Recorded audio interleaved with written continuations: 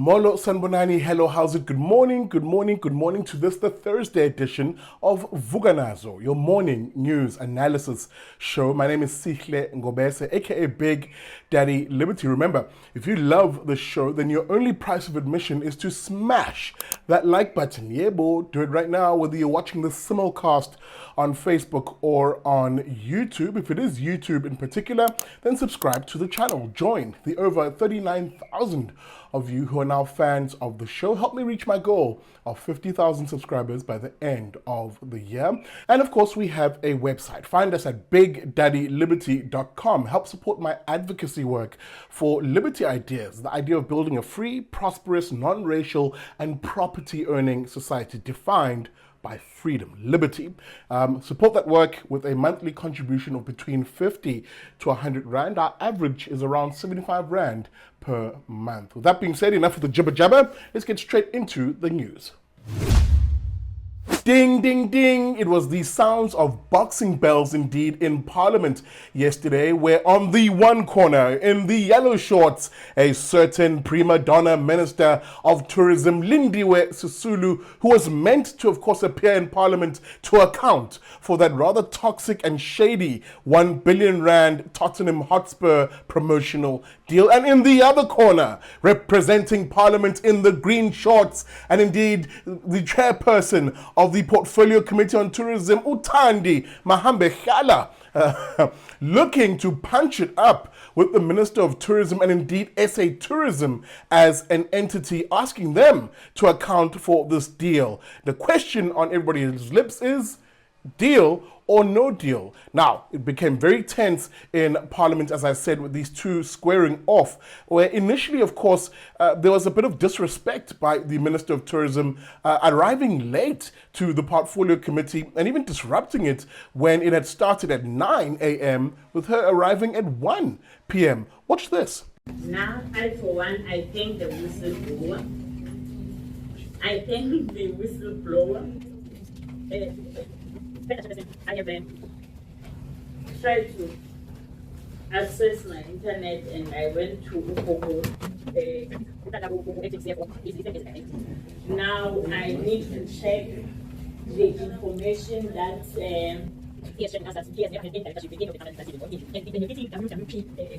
Indeed, that scene and that little bit of disrespect shown by Tourism Minister Lindiwe Sisulu set up perhaps the rest of the meeting for a conflict, indeed a butting of heads between Lindiwe Sisulu, the minister, and the Portfolio Committee chairperson Uthandi Mahambekhala.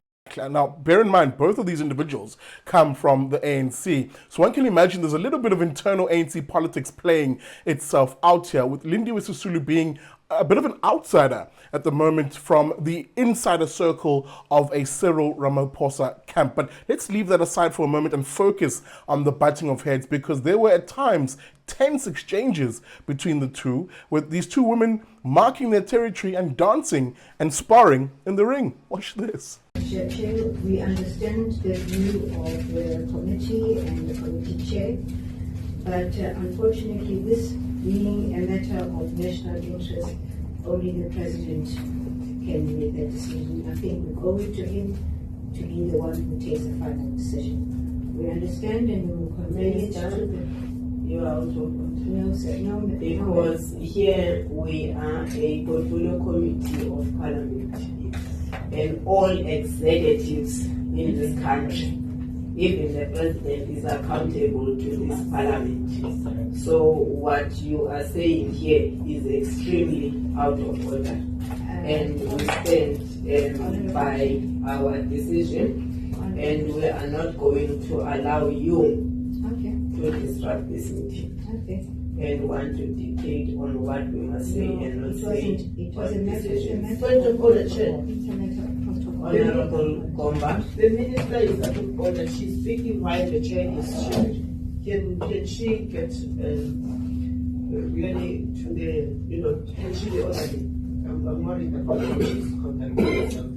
She must wait for the chair to chair, and they must hold at the right time. Thank you. Yes, as you can see, there are rather tense scenes with the basic bone of contention in this particular matter being, can the Portfolio Committee on Tourism, which is the body that is meant to hold the tourism department to account, tell the minister and indeed the department to halt the shady deal, a deal which of course is deeply unpopular with most South Africans who look at how and question rather how a tourism department can blow nearly R1 billion on sponsoring a UK soccer team when effectively those funds could be used domestically to actually aid the tourism sector. That low-key intensity war between Lindiwe Sisulu and the chairperson of the tourism committee, Uthandi Mahambeleke, written up quite nicely in an EWN piece, which wrote it up as follows. After a marathon 6-hour briefing by SA Tourism on Tuesday, Mahambeleke declared the Tourism Portfolio Committee was putting an immediate stop to the process. She's quoted as having said, there's no deal. It ends here today. Now, that deal is off. It should not even begin, declared Mahambeleke. But Sisulu hit back and said Parliament did not have that authority, end of quote. That's right, and that little video clip, of course, that I showed you, so you saw that particular exchange where Sisulu is adamant that only Cyril Ramaphosa can stop this deal. I'm not sure why she thinks she can get support from Cyril Ramaphosa, considering she's positioned herself politically as his opponent and is likely going to be reshuffled out of that particular cabinet of Ramaphosa. Of course, that announcement due to come in due course. But I'll end it here. This deal is not only deeply unpopular with the South African public, it's also deeply unethical. Now, leave aside my own philosophical view that there should not be a tourism department even in the first place, that that's not a legitimate function of government. But let's assume for a moment there is a legitimate function for government to have a tourism department. Spending R1 billion of money that could have been spent locally to assist the actual tourism industry directly is deeply abhorrent, and there should be no tolerance for it. So, unaccustomed as I am to supporting ANC politicians, I will actually stand with the Portfolio Committee Chairperson Uthandi Mahambeleke and say this deal has to end. All right, I take you to KZN now, where there is another political spat playing itself out, this time a continuation of that frosty relationship between the EFF and the IFP. You remember we covered that in a previous episode of Vuka Nazo, right over there, where the EFF backstabbed the IFP, broke its coalition agreement with them in order to get back into bed with the ANC. Well, now the EFF has come out guns blazing, accusing senior IFP members, it says, of plotting to murder its Secretary General, Marshal Dlamini.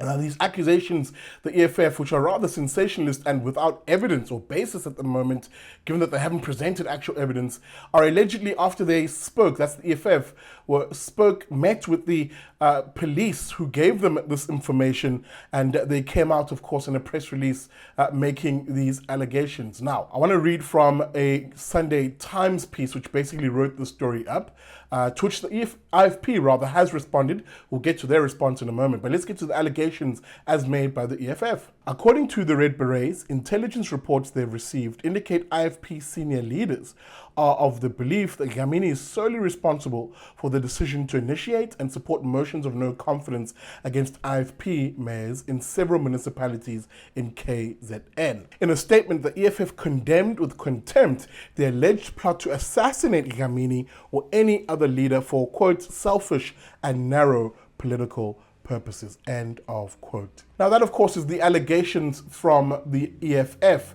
into the supposed plot by the IFP, information that was given to them, which the story doesn't mention, as the EFF alleges, from the police. Now, the police themselves haven't said anything yet on this to confirm that, and indeed that's what the IFP is now looking for evidence of. As I mentioned, the IFP has responded to these allegations with it pouring cold water on these allegations, and I'm going to read from this statement directly of the IFP, then I'll come back to this particular article, because the response by the IFP is absolutely spot on, and it calls out the political nonsense and shenanigans by the EFF.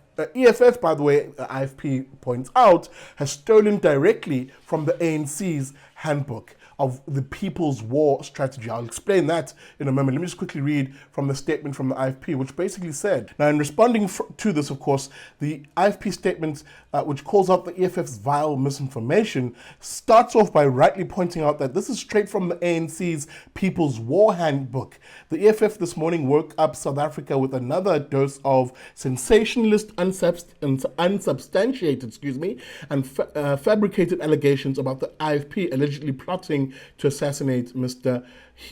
Marshal Dlamini. This is a classical historical ANC playbook stuff where they make false narratives, victimhood, and wherein they bring the security forces on side and then accuse third parties of doing what they themselves are about to do. End of quote. I mentioned this particular, and I wanted to read that particular section because it isn't covered by the media, no surprise there.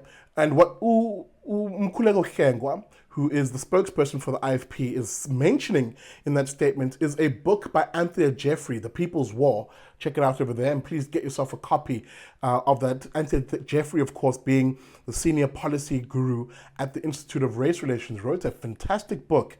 That People's War Strategy, of course, describes how the ANC, upon unbanning and realizing it wasn't the biggest black movement anymore, and that there were other black movements which, when democracy came, would likely be a bigger player than it, then employed a People's War Strategy of basically employing violence and destabilizing and discrediting its black opposition, chiefly the Black Consciousness Movement on the one hand, and of course its biggest rival, the Inkatha Freedom Party, painting them as violent political parties who are the cause of that pre-94 violence that you'll remember a lot of us who were around at the time really gripped the country. That People's War Strategy is insanely vile stuff. And this is what the IFP is accusing the EFF of playing or using the playbook from. Now, let me go back to that particular Sunday Times piece, which basically mentions in detail how the IFP further pours cold water on this particular accusation from the EFF, writing that the allegations are inflammatory and dangerous politicking. They have produced nothing whatsoever to back this serious claim, which the IFP demands be investigated by the police. If the police genuinely knew of an assassination plot and knew who was plotting it, they would have made arrests. This, of course, is according to Ntokozo Xaba, spokesperson to the IFP, who continues to say, the IFP calls on Police Minister Bheki and the State Security Agency to clarify the allegations, end of quote. And he's absolutely right. Ntokozo is absolutely right. You cannot make these sort of allegations, especially in a climate of the sort of political violence that does happen in KZN. You remember when we spoke on that incident of the KZN hostels and the violence there, and how the Morane Commission had pointed out that a lot of political assassinations were being done by people hired from hostels, bad individuals, of course, hired from hostels. That political killings are a big issue in the province, and it isn't something to be bandied about for cheap politicking as the EFF is seemingly doing. And I say seemingly because there's no evidence for the claims that it has made. So I agree fully with the statement that the IFP made, and its particular call that the asshat police minister, and unaccustomed as I am to look to him to provide clarity for anything, but in this instance has to come out and say, did the police really have this meeting, and why weren't arrests made, as opposed to going to the EFF with these allegations? And more information needs to come out so that we as voters can understand exactly what's happening. All right, that's it from me from this episode of Vuka Nazo. Do you like it? Do you enjoy it? Well, if you love how we start your mornings, visit our friends over at The Daily Friend, who come to you live Mondays to Thursdays at 1:30 p.m. Find them at dailyfriend.co.za. They'll help you wrap up your news day. Now, with that being said, hit that like button, please, on your way out. Let me know also in the comment section, guys. Leave some comments, what you think about the comments. Even suggest some stories if you would like. And of course, hey man, share the stream. That's also super important so we can grow our numbers. Find us also at our website at BigDaddyLiberty.com. That being said, enjoy your day. I'll see you tomorrow bright and early for another episode of Vuka Nazo.